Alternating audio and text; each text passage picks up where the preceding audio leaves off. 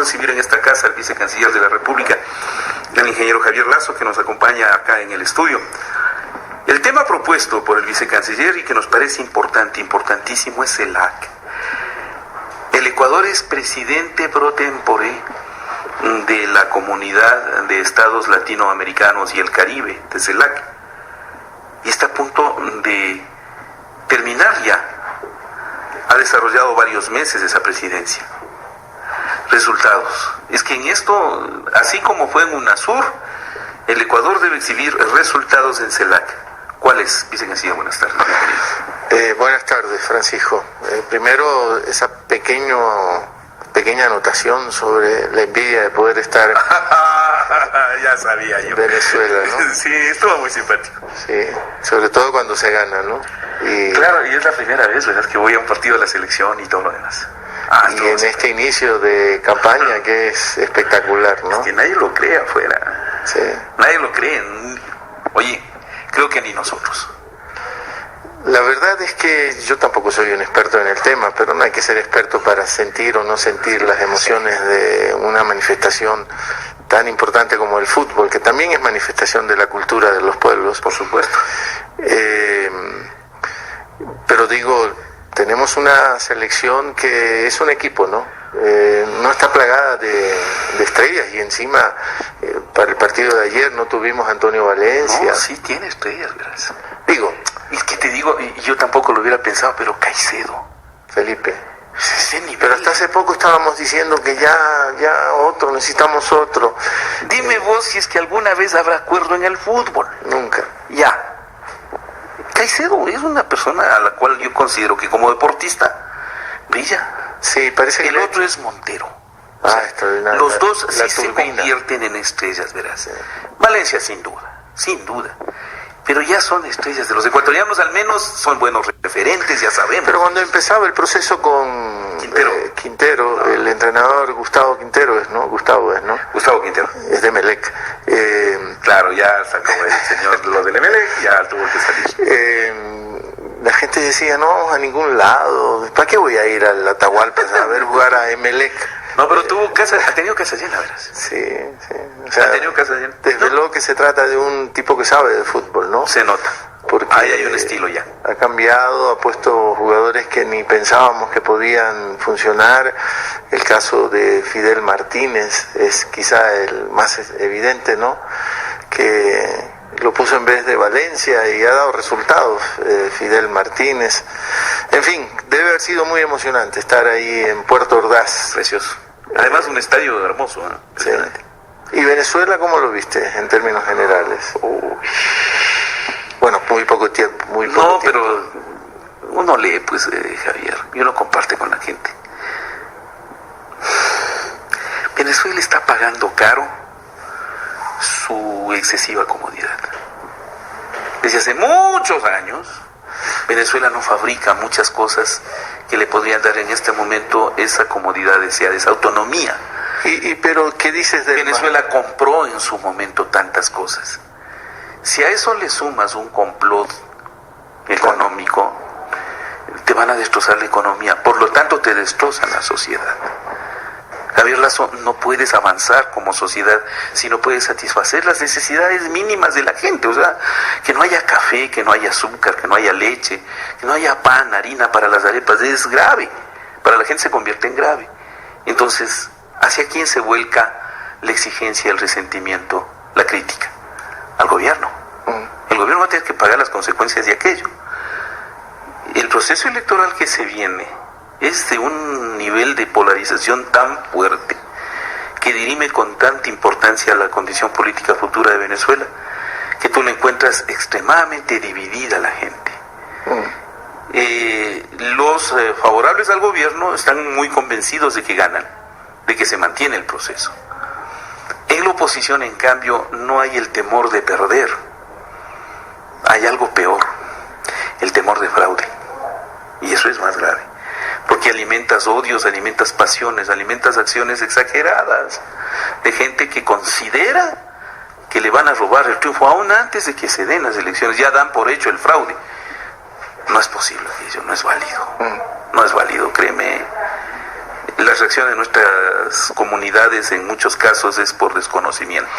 UNASUR está planeando un acompañamiento al proceso electoral y desde la perspectiva de UNASUR es uno de los más seguros de la región por el nivel de tecnología que tiene ese sistema electoral venezolano. Por eso es que le han vendido a la gente antes de ahora la idea del fraude. Le han vendido, créeme, está muy impregnado en la gente esa condenable idea. Y no sé si puede ser el anticipo de una derrota. Si es que el oficialismo gana, aunque te parezca raro, se le va a poner más cuesta arriba todavía. Porque no perdonan, tampoco es la época de Chávez, ¿no? Claro, no. Ellos no perdonan. No.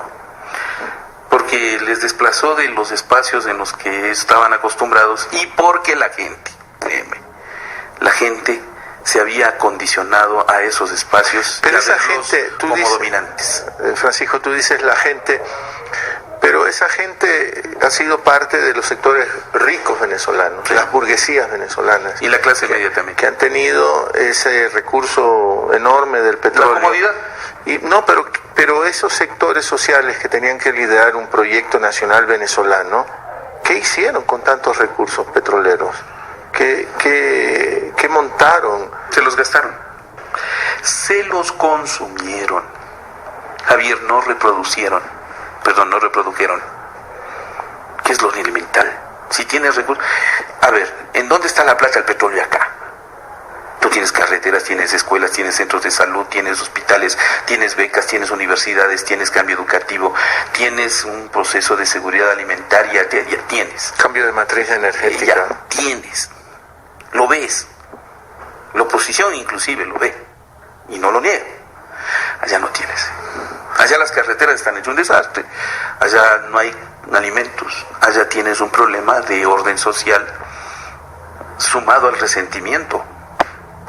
Venezuela es un jugador importante en el mundo del petróleo y el mundo del petróleo define muchas cosas. Venezuela no y es... se define muchas cosas en contra de ellos. Fíjate que terminamos, ya este ya volvió a su tradición de andar entrevistando y preguntando como, oye, está bien, de cuando en cuando sáquenme a mí de esto que está precioso. CELAC, has empezado con el tema CELAC, estamos terminando una primera parte de unas reuniones con los coordinadores nacionales. CELAC tiene esa estructura de los 33 países. Cada uno tiene su coordinador nacional. Cada uno tiene su coordinador ¿Estuvieron nacional. en Quito? Sí. Están en Quito para una reunión de coordinadores nacionales previa a la cumbre, en donde a finales de enero nosotros vamos a hacer el traspaso a República Dominicana. Correcto. Que será la próxima presidencia pro tempore. En CELAC, como todo el mundo sabe, dura un año la presidencia pro tempore. No es un modelo de integración, pero sí de concertación política, sí reconocemos a la CELAC. Y la CELAC tiene en la agenda algunos temas, por ejemplo, en el traspaso que se produjo en enero de este mismo año, cuando Costa Rica le entregó el testigo a Ecuador. Costa Rica y Ecuador propusieron una Agenda 2020.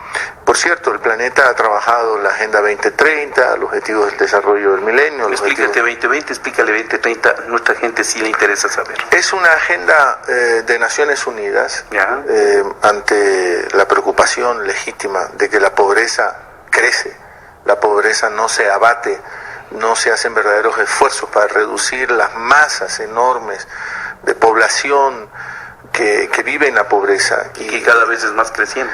Y entonces América Latina, CELAC, se dijo, ok, hemos trabajado los objetivos del desarrollo o la Agenda 2030, pero tenemos nosotros que poner mayor énfasis, porque no podemos seguir tolerando esos niveles de pobreza en la región, y tampoco podemos seguir tolerando esos niveles de inequidad. Hay unos poquitos ricos y hay muchísimos pobres en nuestra región.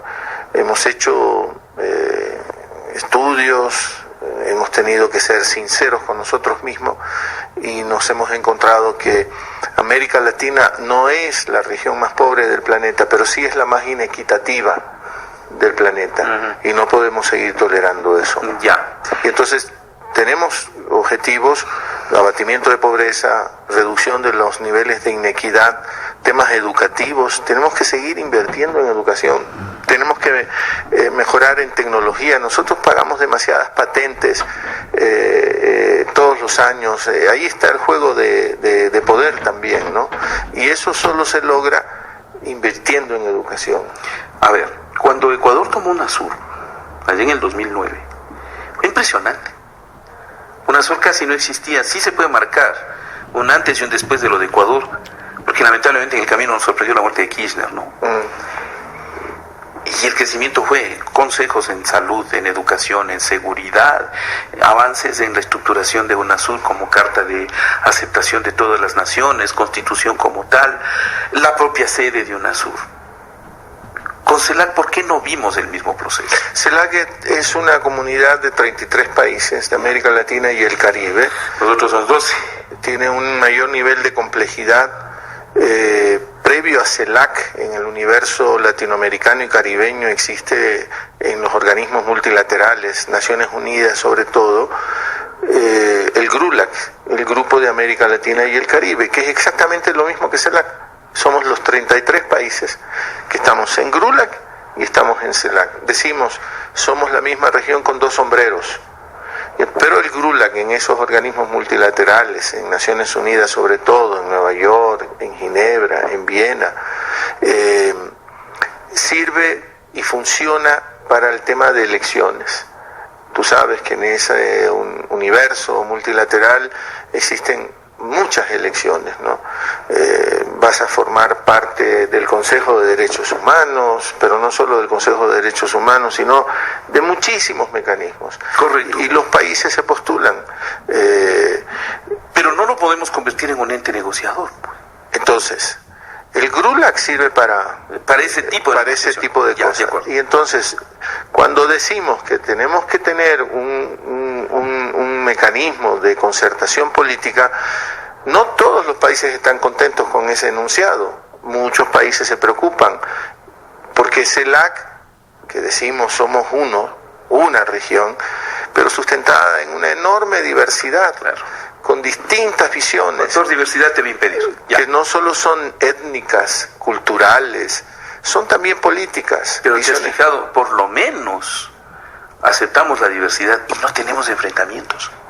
Somos una región de paz, nos decimos. Claro. Eso a veces es un eufemismo, porque de todas maneras tenemos mucha pobreza y tenemos también conflictos y tenemos líos de fronteras también en la región. Lo que acaba de pasar en Nicaragua. Lo que está pasando entre Nicaragua y Costa Rica. Nos proclamamos región de paz, sobre todo porque no tenemos armas nucleares en la región. Y esto es importante decirlo también. Es un alivio, porque Europa y algunas otras partes de este planeta siempre están caminando como en la cornisa, ¿no? Por el problema de las armas nucleares.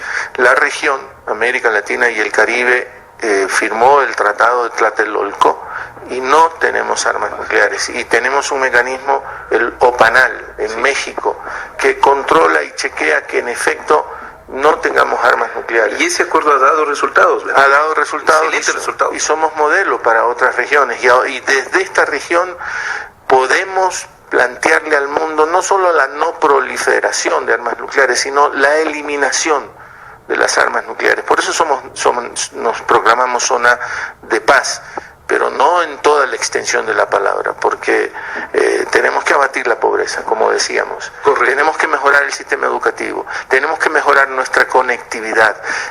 A todo eso apunta la CELAC. De lo que nos entregó Costa Rica, evaluemos cuánto se ha avanzado, qué pasos hemos dado. Por ejemplo, la CELAC se ha planteado, y ahí hasta nos han dicho, no vayan tan rápido, la misma región. La CELAC se planteó el relacionamiento extrarregional. Tenemos relaciones intrarregionales entre los 33 países, pero también tenemos que avanzar en el relacionamiento con otras zonas. Y entonces hemos consolidado la cuestión con China, que es bien importante, y que además tiene sus especificidades. Hay países dentro de CELAC, sobre todo en el área del Caribe, que no tienen relaciones diplomáticas con China, y que la CELAC tiene que asumir esa realidad. Hemos consolidado también el relacionamiento con Rusia.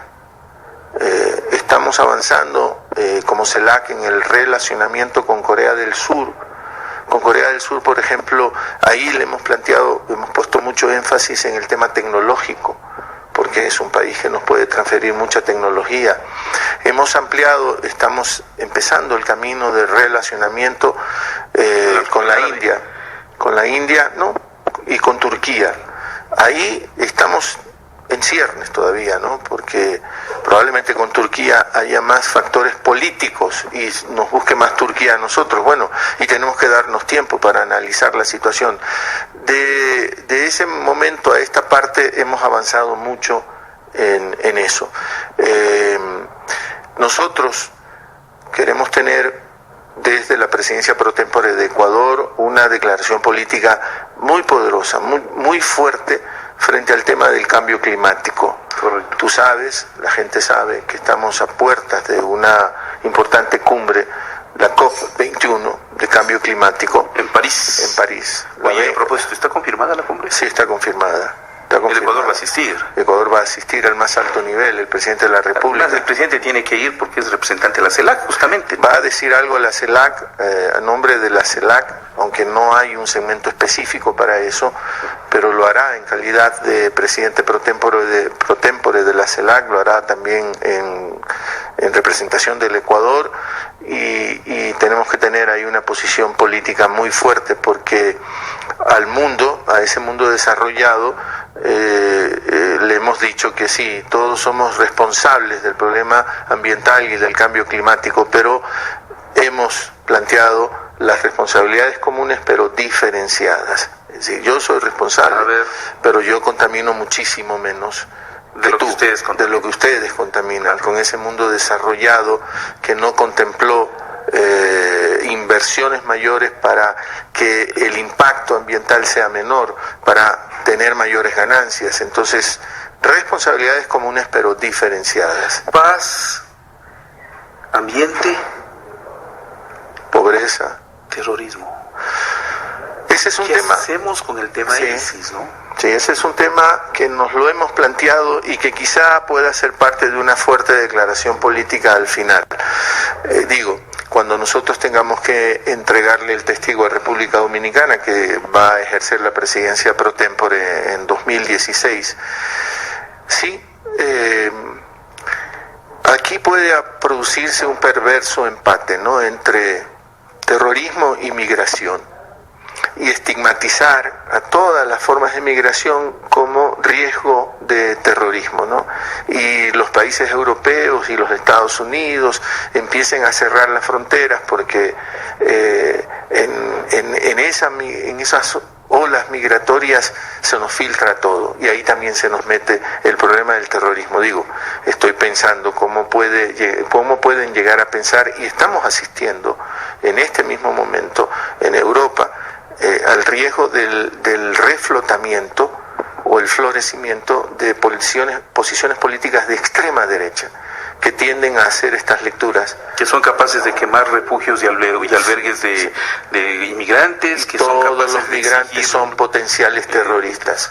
Claro. Y la reducción también religiosa, ¿no?, que también es otro riesgo terrible que se está corriendo en este momento en la humanidad.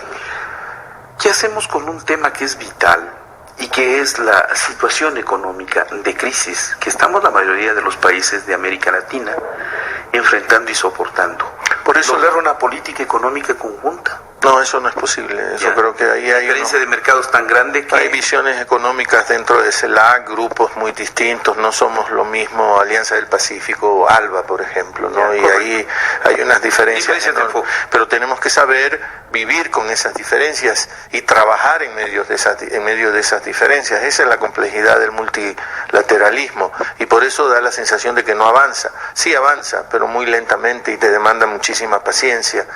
Pero el tema económico, también hemos hecho una fuerte alianza con la CEPAL, la Comisión Económica para América Latina, vinculado a ese organismo de Naciones Unidas, para entender la complejidad del tema económico, porque el sector externo sigue siendo el mayor dogal que tienen los modelos para un país como el nuestro, por ejemplo, o cualquier país de la región, la debilidad del sector externo, y lo está viviendo el Ecuador en este momento, porque básicamente nuestro problema, el presidente no acepta porque en efecto no estamos pasando por esa situación de crisis. Hay un problema en el sector externo, hay una caída de precios en el petróleo, hay una apreciación del dólar, no hay moneda nacional, economías, mercados nuestros también entraron en desaceleración. China desaceleró su crecimiento económico, Rusia también, Brasil también. Entonces son factores externos los que han creado esta situación. Entonces, ahí la pregunta sería, ¿por qué a otras naciones les afectó más el tema de la crisis sin ser petroleros? Les pongo un caso, Colombia.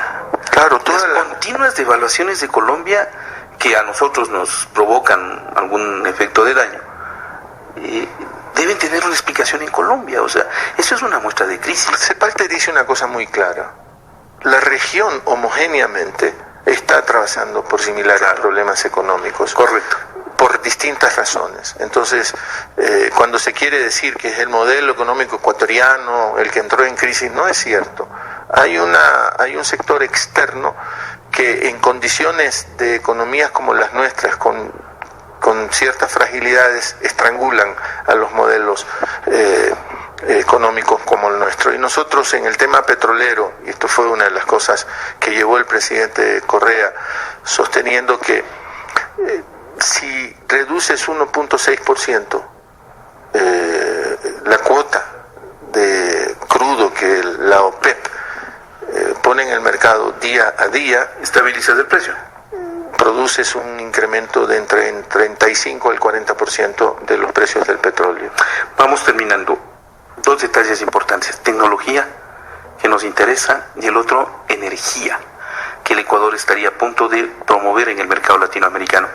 Ecuador hace un aporte, perdona la interrupción, Francisco, el Ecuador hace un aporte, por ejemplo, en el tema del cambio climático, y somos capaces de decirle al planeta, cuando pasamos de energía eléctrica mayoritariamente térmica, quemando diésel, búnker, a una hídrica, estamos haciendo un aporte enorme al tema del cambio climático, porque dejamos de consumir.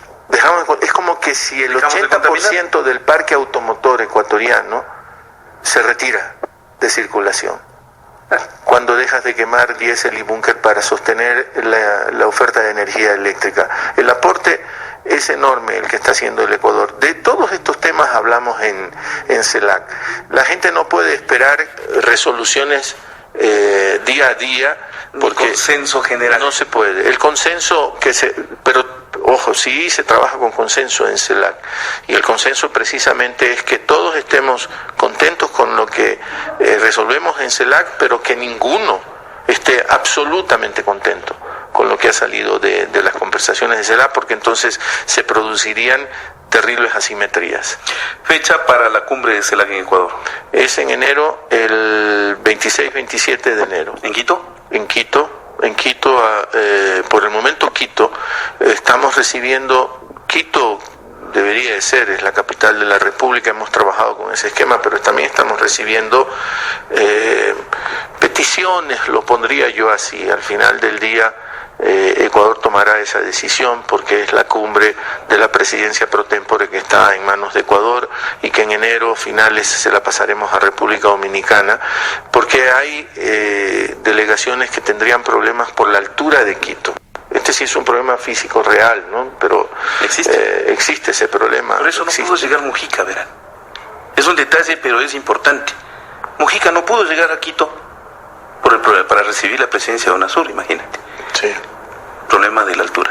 Le afectaba mucho a su corazón. Hay algunos mandatarios de la región que tienen problemas con la altura, y la cumbre debe ser una fiesta que nos permita reunirnos con la representación de los jefes y las jefas de Estado al más alto nivel. Bueno, si son los jefes de Estado es el más alto nivel. Si es en Quito, bueno, tienen un consuelo, ¿no? Lo vamos a hacer en la sede de UNASUR, y ahí es un poquito más bajito.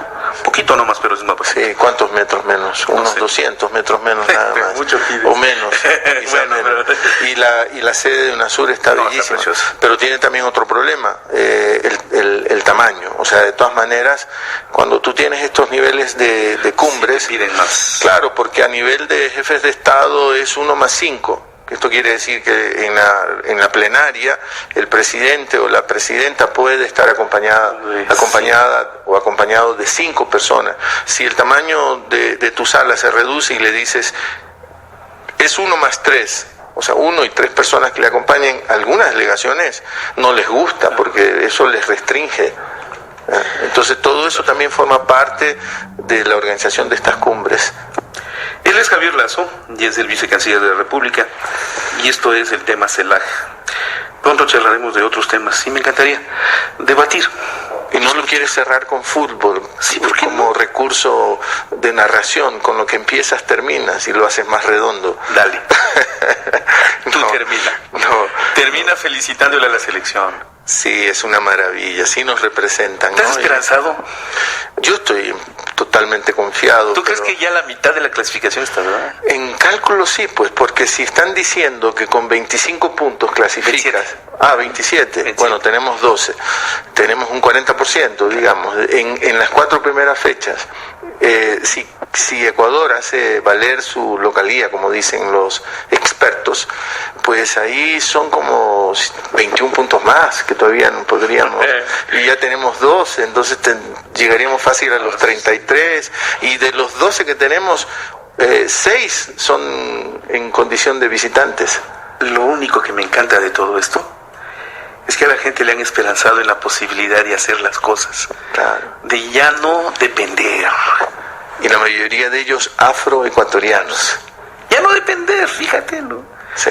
El que sean afroecuatorianos Maravilla. importa menos, importa más que sean ecuatorianos. De acuerdo, pero como somos todavía racistas, tenemos que rescatar esas cosas y dejar en claro que no solo se destacan en la cuestión del fútbol. Ahora hay poetas, pensadores, escritores. Hay intelecto dentro de la negritud. Sorprendente. Exacto. Y vamos a tener otros encuentros en donde habrá espacio para que esa diversidad étnica de la cual con la cual nos enorgullecemos. Y el Ecuador está encabezando, eso es importante. Sí. Señor, muchas gracias, un honor siempre contar contigo. Tu casa siempre está abierta. Muchas gracias. Esto es